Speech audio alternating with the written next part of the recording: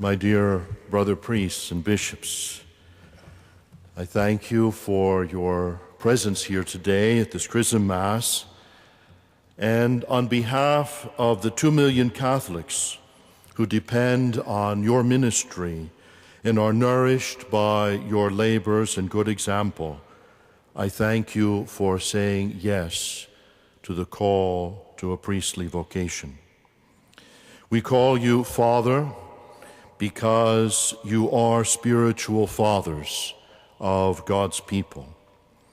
May your example and encouragement inspire many men to follow in the same path. Know that there is nothing more powerful than the invitation of a priest asking a young man to consider a priestly vocation. When I was a seminarian, our provincial Father Victor wrote a letter to Rome in which he said that our mission in Puerto Rico was flourishing and that our province was prepared to take on a second mission.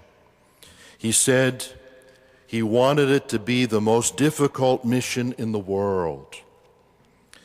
The response was lightning quick, saying that we should open a mission in the highlands of Papua New Guinea. The Guardian, Father Furman Schmidt at Capuchin College in Washington, was named the first bishop, and a group of friars were sent. Eventually, 3 of my classmates went. It was reported back to us that when the friars landed in the field in the highlands, the natives who had never seen Europeans or an airplane were quite curious. They asked if the plane was a male or a female. They said, if it's a female, we want an egg. Many years later, a young friar I ordained, who was working in Papua New Guinea, came to visit me on his home visit. He had glorious pictures of smiling natives with bones in their noses, feathers in their hair, and little else in the way of clothing. He announced proudly, "This is my parish council." I was particularly intrigued because one of my own pastors had just told me that his parishioners were not ready for a parish council. In the same vein, at World Youth Day in Cologne, Pope Benedict, addressing the bishops of his native Germany at the seminary, referred to Germany as a mission land. This is true for so many places in the Western world, including our own beloved country, where secularism and de-Christianization are gaining ground. The Holy Father said, "So many people do not know God. They do not know Christ. There is a new form of paganism, and it's not enough for us to strive to preserve the existing flock. We need to find new ways of bringing the gospel to the contemporary world, of proclaiming Christ anew and implanting the faith." As Pope Benedict said, we are not here just for the existing flock. To do this, we must realize that our country, too, is a mission land, where we are to be the missionaries. Who knows if our provincial Father Victor had written today asking for the most difficult mission in the world, he might have been directed to these shores. For secularism, there are no absolutes, and there's no forever. We wake up orphans, we are contingent, transient, and on our own. Pope Benedict wrote recently that the real problem of this moment of our history is that God is disappearing from the human horizon, and with the dimming of the light that comes from God, humanity is losing its bearings. with increasingly evident destructive effects. But the hunger for God is deep in our hearts.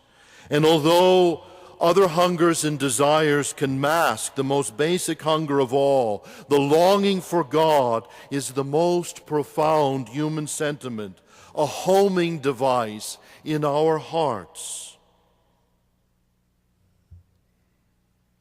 In June of 1979, Pope John Paul II arrived in Poland. And on the vigil of Pentecost, he addressed the Polish people in Blondia Field near Krakow.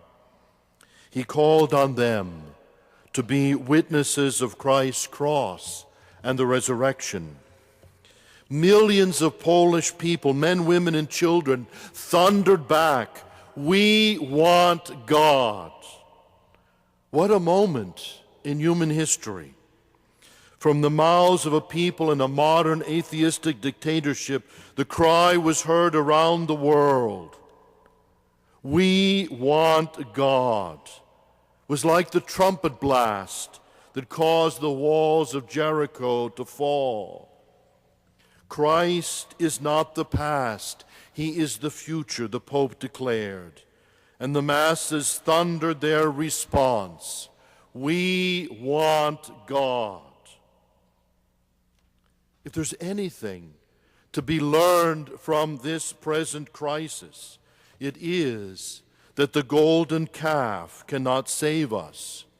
We need God, and we need each other.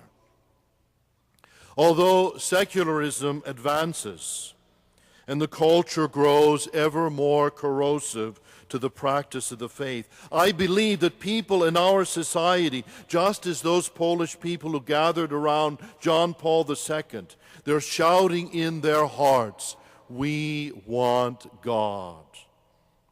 It was the same plaintive cry that haunted St. Patrick's dreams, beckoning him to return to the land where he suffered so much. People's hunger for God perdures. We must boldly invite them to the wedding feast, and the most unlikely ones will come. The Chrism Mass's first lesson and gospel recall Jesus' inaugural sermon that sets the themes of his ministry. He proclaims in Nazareth and before the world that he was sent, anointed and sent. The word "send" appears about 300 times in the New Testament. We read, "Pray to the Lord of the harvest to send workers to the harvest. Behold, I send my messengers before me. I send you as lambs in the midst of wolves. And as the Father sent me, so I send you." So many of these references have a missionary connotation. Such a missionary allusion is the parable of the wedding feast in Matthew, where Jesus says, "The kingdom of heaven may be likened to a king who gave a wedding feast for his son. He sent his servants to summon the invited guest, but the first invited refused to come. Some of the messengers were mistreated and others killed." As priests, we are being sent into the highways and the byways to invite everyone to be a part of the banquet. The king does not give up until he has filled the wedding feast. We are to keep trying, to keep inviting, despite the cost. Come to the wedding feast.